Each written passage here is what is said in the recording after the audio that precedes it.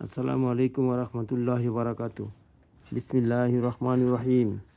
হযরত আবু মুসা রাদিয়াল্লাহু আনহু বর্ণনা করেন যে রাসূলুল্লাহ সাল্লাল্লাহু আলাইহি ওয়াসাল্লাম বলিয়াছেন, যদি এক ব্যক্তির নিকট অনেক টাকা পয়সা থাকে আর সে উহা বন্টন করিতেছে, আর অপর এক ব্যক্তি আল্লাহ তাআলার জিকিরে মশগুল থাকে, তবে আল্লাহ তাআলার জিকিরকারী উত্তম। তাবারানী মাজমায়ে জাওয়ায়েদ। বিসমিল্লাহির রহমানির রহিম।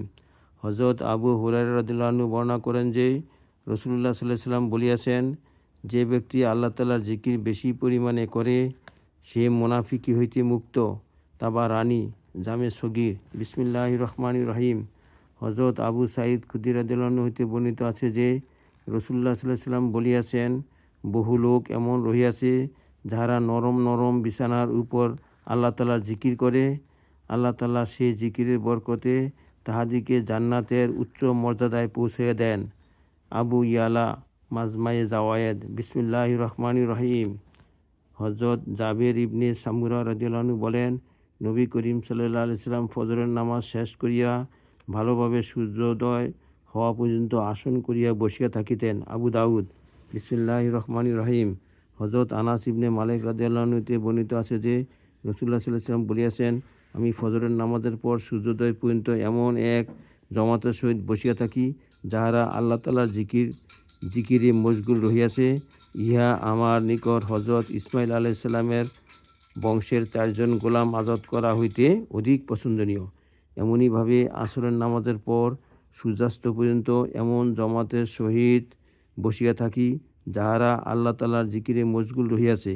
ইহা আমার নিকট হযরত ইসমাঈল আলাইহিস সালামের বংশের 4 জন গোলাম আজাদ করা হইতে অধিক পছন্দনীয়। ফায়দা: হযরত ইসমাঈল আলাইহিস সালামের বংশের গোলামের উল্লেখ এই জন্য করিয়াছেন যে তাহারা আরবদের মধ্যে উত্তম ও ভদ্র হওয়ার কারণে বেশি মূল্যবান।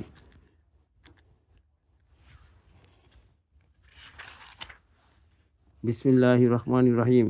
হযরত আবু হুরায়রা রাদিয়াল্লাহু আনহু বর্ণনা করেন যে রাসূলুল্লাহ সাল্লাল্লাহু আলাইহি ওয়াসাল্লাম বলিয়াছেন, ফেরেশতাদের একটি জমাত রহিয়াছে যাহারা আল্লাহ তাআলার জিকিরকারীদের তালাশে রাস্তায় রাস্তায় ঘুরিয়া বেড়ান। যখন তাহারা এমন কোনো জমাত পান যাহারা আল্লাহ তাআলার জিকিরে মশগুল আছে, তখন একে অপরকে ডাকিয়া বলেন, আসো, তোমরা যেই জিনিস তালাশ করিতেছ উহা এখানে আছে। অতঃপর সেই সমস্ত ফেরেশতাগণ সমবেত হইয়া দুনিয়ার আসমান পর্যন্ত সেই সকল লোকদেরকে তাহাদের পাখা দ্বারা ঘিরিয়া ফেলেন। আল্লাহ তাআলা সেই ফেরেশতাগণকে জিজ্ঞাসা করেন, অথচ আল্লাহ তাআলা সেই ফেরেশতাদের হইতে বেশি জানেন আমার বান্দাগণ কি বলিতেছে।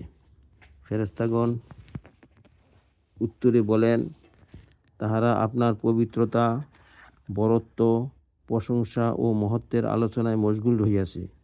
আল্লাহ তাআলা পুনরায় ফেরেশতাদেরকে জিজ্ঞাসা করেন, তাহারা কি আমাকে দেখিয়াছে?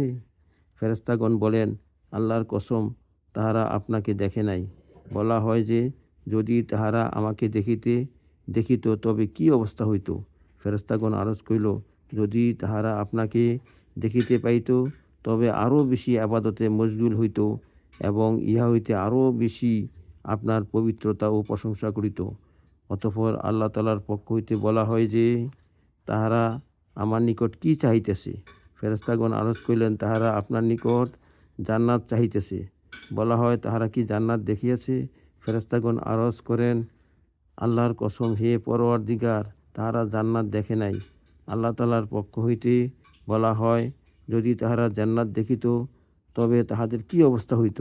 ফেরেশতাগণ আরজ করেন, যদি তাহারা জান্নাত দেখিত তবে তাহারা ইহা হইতে আরও বেশি জান্নাতের আগ্রহ ও আকাঙ্ক্ষা করিত এবং উহার চেষ্টায় লাগিয়া যাইত।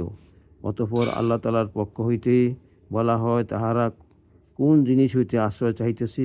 ফেরেশতাগণ আরজ করেন, তাহারা জাহান্নাম হইতে আশ্রয় চাহিতেছে। আল্লাহ তাআলার পক্ষ হইতে বলা হয়, তাহারা জাহান্নাম দেখিয়াছে। ফেরেশতাগণ আরজ করেন, আল্লাহর কসম, হে পরওয়ারদিগার, তাহারা দেখে নাই।